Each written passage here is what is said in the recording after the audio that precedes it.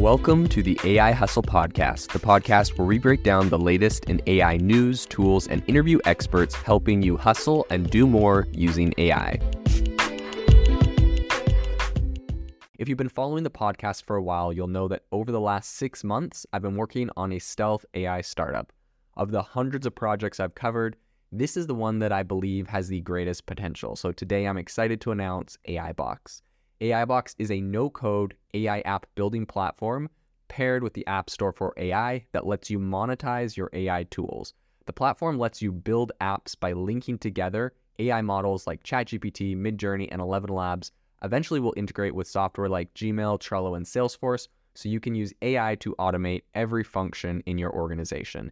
To get notified when we launch and be one of the first to build on the platform, you can join the waitlist at aibox.ai. The link is in the show notes. We are currently raising a seed round of funding. If you're an investor that is focused on disruptive tech, I'd love to tell you more about the platform. You can reach out to me at jaden@aibox.ai. I'll leave that email in the show notes.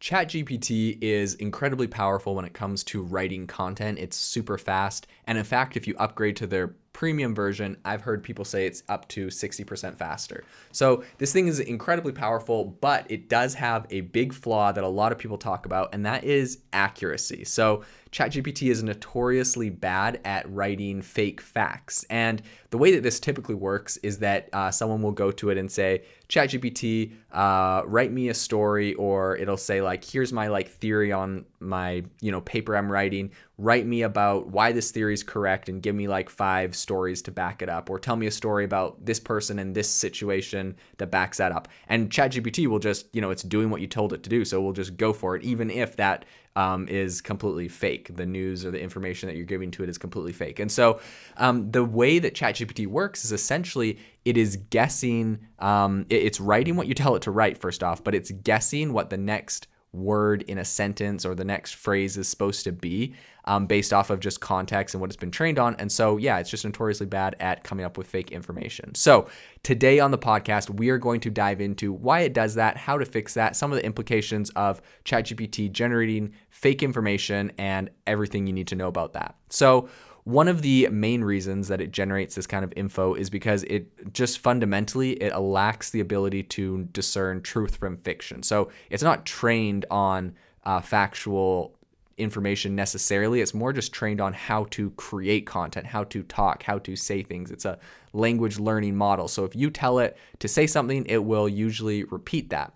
Another reason is because it's designed to prioritize in generating responses that are likely to be engaging to the user. So this means that it might sometimes sacrifice accuracy in favor of producing the results that are more interesting or attention grabbing, or honestly more likely for the user to like them. So if the user asks for something, it's going to give them that. Finally, ChatGPT is going to generate some fake responses because it has not been programmed to recognize certain types of misinformation.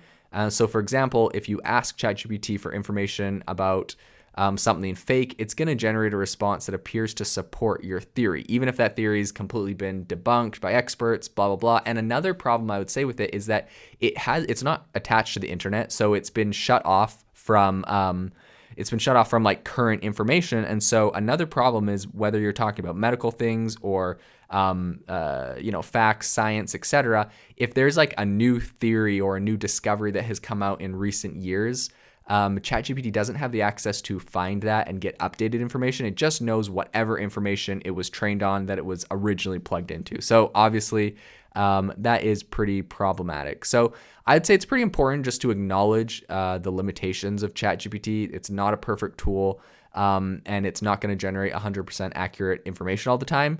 So instead of relying on ChatGPT to provide you with 100% accurate information, I would say use it to kind of give you an outline and make sure that you are fact-checking the responses that it generates. I've done this with different papers, different essays, different long form blogs, and those types of pieces of content. And it's done a really good job of writing me stories that go along with my theory or thesis.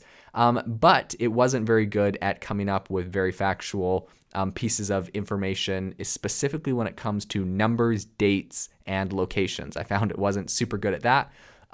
This obviously is not a supplement for critical thinking. So I would say when it creates content, make sure you read it, make sure you fact check it. It can give you really good ideas and direction overall.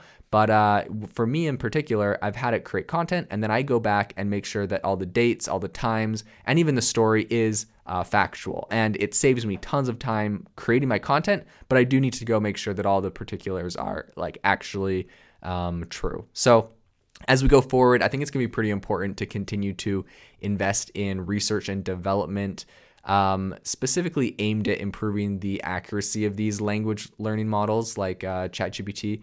I think this is going to involve, first off, developing new techniques for training and evaluating the models, as well as probably building new tools and systems to really integrate fact-checking and source verification. And we're seeing tools like Google Bard and Microsoft Bing trying to integrate more of those sourcing kind of tools. So like showing you where they got the information from. So at the same time, I think it's going to be pretty important to recognize that the development of more accurate language models is only one piece of the puzzle when it comes to building a more reliable and trustworthy information ecosystem. I think we also need to invest in media literacy education. And I guess that's a fancy way of saying we really just need to invest in making sure people understand to be critical and to use critical thinking when they're receiving any bit of information, whether that's from ChatGPT or anywhere else. Make sure you fact check things, make sure you verify things, make sure you're getting it from credible sources and whatnot. So to conclude everything here, ChatGPT is very powerful. It creates great outlines. It's not perfectly factually accurate on everything it says, but with some fact checking and some verifying, you can get some pretty incredible content out of it. If you are looking for an innovative and creative community of people using ChatGPT, you need to join our ChatGPT creators community. I'll drop a link in the description to this podcast. We'd love to see you there, where we share tips and tricks of what is working in ChatGPT. It's a lot easier than a podcast, as you can see screenshots, you can share and comment on things that are currently working. So if this sounds interesting to you, check out the link in the comment. We'd love to have you in the community. Thanks for tuning in to the AI Hustle podcast. If you could do us a massive favor, we would really, really appreciate it if you could leave us a review wherever you get your podcasts. This helps people find the podcast. It helps people know this is a good place to go. And we would really, really appreciate it, as it helps us continue to bring on incredible guests and share incredible content for you to listen to.